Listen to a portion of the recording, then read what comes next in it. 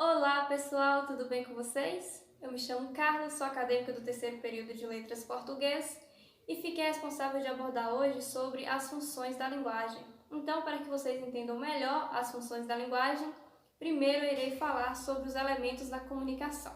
Então, vamos ter a teoria da comunicação, que vai ser desenvolvida por um dos mais importantes linguistas ali do século XX, chamado Jacobson, que diferentemente de Saussure, ele vai dizer que a língua ela não pode ser estudada em si mesma. Ou seja, para mim estudar a língua, eu preciso considerar alguns elementos, como quem produz, em qual meio, quem recebe, o que se diz, entre outros. Então, nessa teoria, a língua ela vai ser tida ali como um código. Esses elementos eles vão ser acionados ao produzir a mensagem. Então, de acordo com ele, ao nos comunicarmos, nós acionamos esses elementos, ele vai chamar ali de elementos essenciais do ato de comunicação, que são eles, o emissor, que é aquele que produz e envia a mensagem. Eu, por exemplo, eu sou a emissora deste vídeo. Sou eu quem estou produzindo e emitindo a mensagem para alguém. O segundo elemento vai ser o receptor, que é aquele que recebe a mensagem e a decifra. Então, o receptor vai ser o público-alvo para quem essa mensagem é destinada. Por exemplo, você aí do outro lado da telinha é o meu público-alvo, então logo você vai ser o meu receptor. O terceiro elemento vai ser o código, que é exatamente esse conjunto de signos que serão utilizados na mensagem.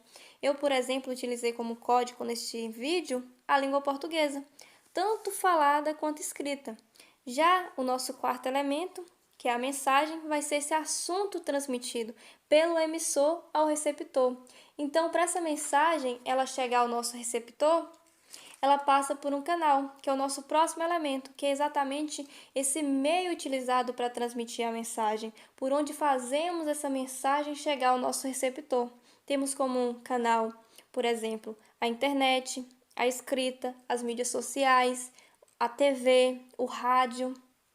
E o nosso último elemento, que não é menos importante que os outros, né, é o referente, que é exatamente tudo que está relacionado à mensagem, ou seja, é a situação a que a mensagem se refere.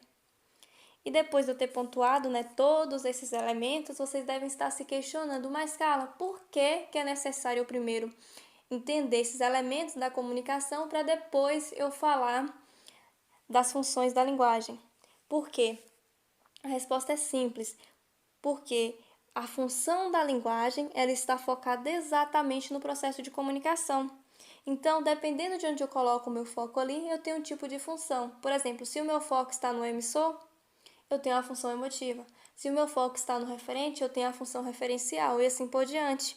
Então, por isso que é importante primeiro falar dos elementos da comunicação para depois falar das funções da linguagem. E vamos entrar agora então nas funções da linguagem. A primeira função vai ser a função referencial, que vai ter sua ênfase ali no referente. Então, nessa função, a informação ela vai ser transmitida ali de forma objetiva, direta, sem expor comentários, sem expor opiniões. Ela vai fazer o uso aí da terceira pessoa do singular ou do plural.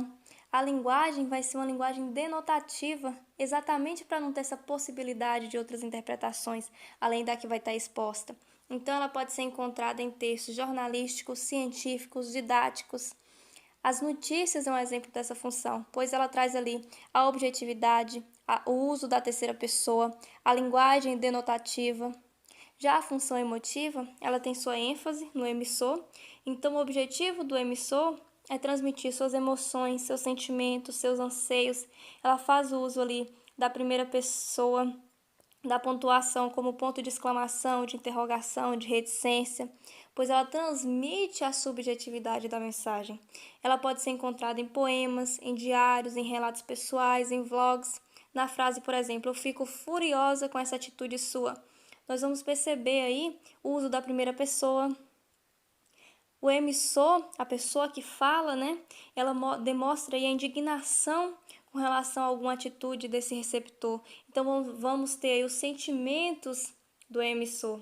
Já na função conativa ou apelativa, nós vamos ter aí a ênfase no receptor. O objetivo vai ser exatamente convencer, seduzir o receptor de alguma coisa, por meio ali de uma ordem, de uma sugestão ou de um apelo. Vamos ter o uso aí de vocativos, os verbos, eles vão vir aí normalmente no imperativo compre, faça, essa função ela é muito comum em textos publicitários. Por exemplo, Chapinha São Leonardo, há 500 anos fazendo a cabeça das mulheres.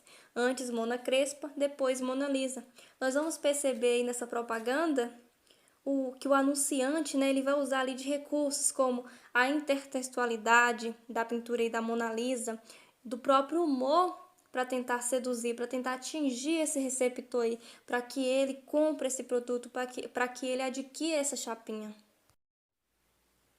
Na função metalinguística, a ênfase vai estar no código, então ela vai se referir ali à metalinguagem, que é quando o emissor explica um código usando o próprio código. Por exemplo, um poema que fala da própria ação de fazer um poema. Ou então vamos pensar aí no quadro do Van Gogh. Vamos ter o Van Gogh pintando um quadro. E esse quadro que ele está pintando, provavelmente seria essa mesma fotinha dele pintando esse quadro. Ou seja, o pintor retratado é o que pinta o quadro. É como se fosse algo cíclico. O código fala do próprio código, a linguagem fala da própria linguagem. Já na função fática, a ênfase vai estar no canal.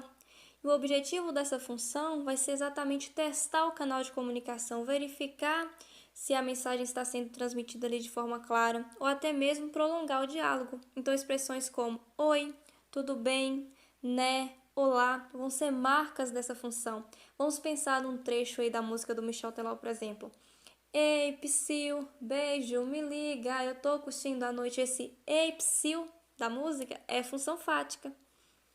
Na função poética, a ênfase ela vai estar na mensagem. Então, essa função ela vai procurar ali emitir a mensagem de forma elaborada, preocupando-se com a estética.